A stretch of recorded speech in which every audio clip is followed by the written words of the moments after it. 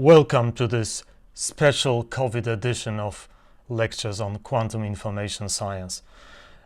I'm going to use a very nice tool that is completely new to me. It's called the light board, and it provides a social distance. So I think I can probably remove all this protecting gear.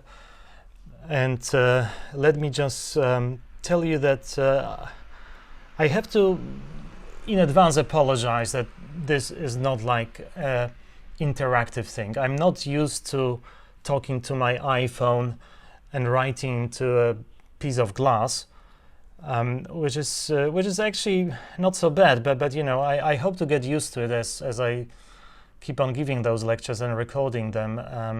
It is actually a very interesting experience, I have to say. Not exactly my cup of tea. You know, I was not trained to be a actor or in my acting, you know, my acting skills are well, there's lots of room for improvement, as you will see.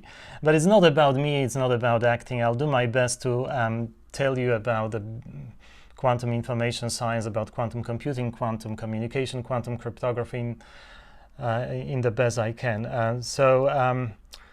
I have to say that, first of all, this lecture is not so much about mathematical rigor. It's more about intuition that you should have about quantum information science. Mathematics, in fact, is relatively simple. It's all about complex numbers. It's about linear algebra on finite dimensional spaces. A little bit of computer science, but not too much, and probability theory, of course. So it's not really a complicated quantum rocket science or the like. But my purpose here is not so much to give you mathematical tools. I assume that probably you have already those mathematical tools. But it's more to just tell you about concept and intuition you should have when I talk about quantum information processing. So I would like you to be able to see the solution before even doing calculations. So there will be lots of stress on visual thinking in this lecture. Then again, the tool I'm having here, the light board, you can look it up.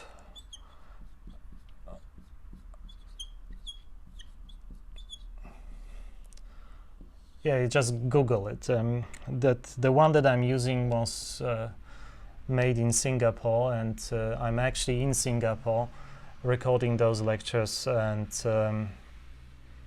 I'm actually glad that I can pre-record them rather than wake up at 3 a.m. because of the time difference and give them for real.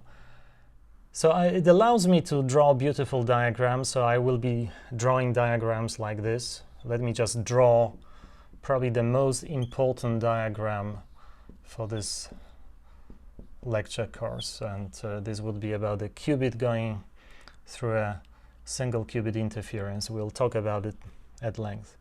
But one thing I should also say is that I'm going to minimize post-production, even though a colleague of mine, Tim, can you just cut yourself in for a moment and show your face?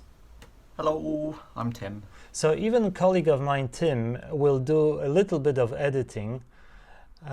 Essentially what I'm going to do, I'm going just to step in front of this glass. I'm going to say a few words and divide each lecture into more digestible segments. And sometimes I will forget about something. Sometimes I may say not quite the right thing. So I'm not going to go back, cut, and do lots of post-production. Sometimes I will just insert a caption somewhere in the video clip saying, well, there's a correction. I didn't mean to say probability. It was supposed to be, say, probability amplitude or something like this. So it's not going to be perfect, and so you have to bear with me. I do apologize. It is what it is. Otherwise, it would just take forever to do the perfect editing of a clip like that. But other than that, I hope you will enjoy it, because even though it's a bit disconcerting talking to my iPhone, it's probably a very good use of my iPhone. This series of lectures and video clips is a subset of lecture notes that are available on the website.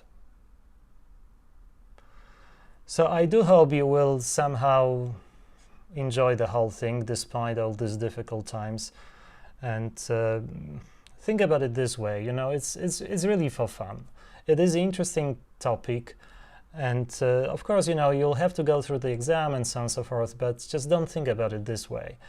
Just, you know, I assume that you are curious, you really want to know how this new cool new emerging area of quantum computation, quantum information science look like. I like you to have a little bit of intuition about it. I would like you to be able to share your excitement with your colleagues, and that's really what it is about. Honestly, no stress, no coercion, just enjoy it, just watch it, and hopefully I'll be able to convey the beauty of this truly interdisciplinary, really nice, really cool field.